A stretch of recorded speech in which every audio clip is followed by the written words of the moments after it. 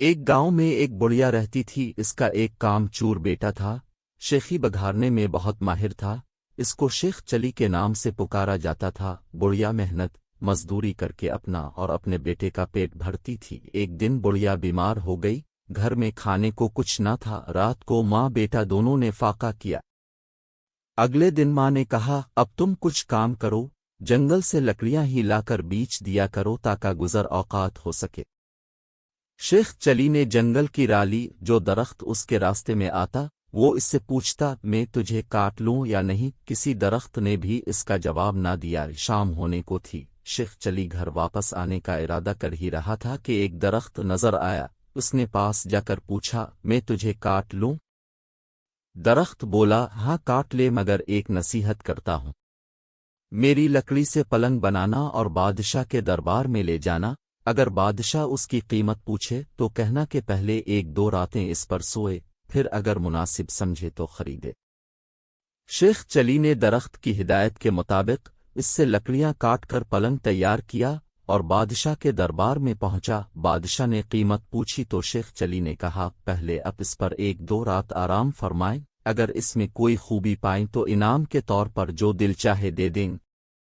بادشاہ حیران ہوا اور شیخ چلی کے کہنے پر نوکروں کو حکم دیا کہ آج یہی پلنگ میرے کمرے میں بچھایا جائے۔ رات ہوئی تو بادشاہ اسی پلنگ پر سویا تو آدھی رات کو پلنگ کا ایک پایا بولا، آج بادشاہ کی جان خطرے میں ہے۔ دوسرے نے کہا، وہ کیسے؟ تیسرا بولا، بادشاہ کے جوتے میں کالا سانپ تھا۔ چوتھے نے کہا، بادشاہ کو چاہیے کہ صبح جوتے کو اچھی طرح جھاڑ کر پہنے۔ بادشاہ نے ایسا ہی کیا، واقع بادشاہ کے جوتے میں ایک سانپ بیٹھا ہوا تھا۔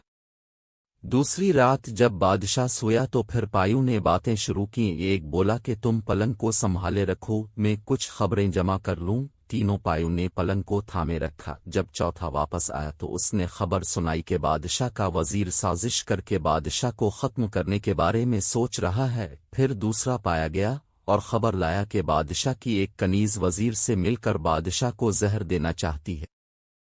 تیسرے پائے نے تجویز پیش کی کہ بادشاہ کو چاہیے کہ وزیر کو سزا دے۔ چوتھا پایا گیا اور یہ خبر لایا کہ بادشاہ کو جو دودھ صبح پینے کو دیا جائے گا اس میں زہر ہوگا۔ بادشاہ یہ سب کچھ سن رہا تھا۔ صبح الفاٹے کر جب اسے دودھ دیا گیا تو اس نے نہ پیا بلکہ ایک بلی کو پلا دیا۔ بلی اسے پیتے ہی مر گئی۔ کنیز سے بادشاہ نے تحقیقات کی تو معلوم ہوا کہ زہر اس کے وزیر نے ایک کنیز کے ذریعے دودھ میں ملوایا تھا۔ بادشاہ نے وزیر کو وزارت سے برخاست کر کے جیل بھجوا دیا اور اپنی کنیز کو محل سے نکال دیا۔ بادشاہ نے شیخ چلی کو بہت انعام دیا، دربار میں اس کی عزت ہونے لگی۔ شیخ چلی مالدار ہو گیا اور اپنی ماں کے ساتھ بڑے آرام کی زندگی بسر کرنے لگے۔